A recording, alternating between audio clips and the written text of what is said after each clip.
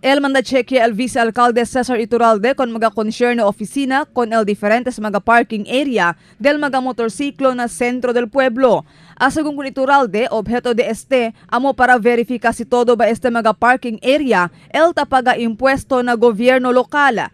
Y habla si Iturralde kay sobra de mucho ya el mga parking area na sentro del pueblo y hindi imposible kay tiene de este mga parking area el ta opera ilegalmente.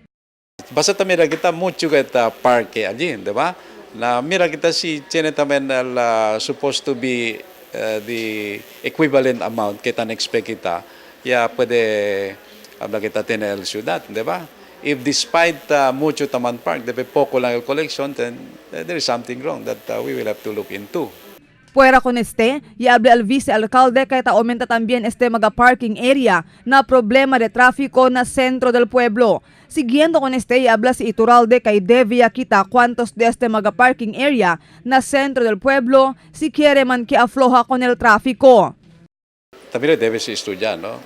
Siguro certain areas completely they should not be allowed, depending on the habla kita traffic flow situation, no?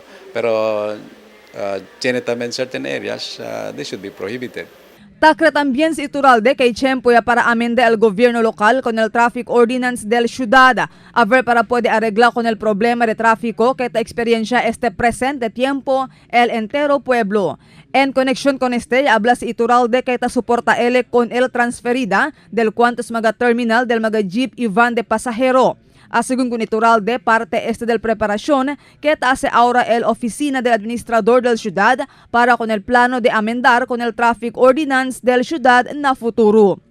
So mira que el epekto de este y el city administrator's office is assessing the situation, whether it is contributing to good traffic flow in the city of Zamboanga, and también si bueno, that's the time they will recommend for the possible amendment of the ordinance.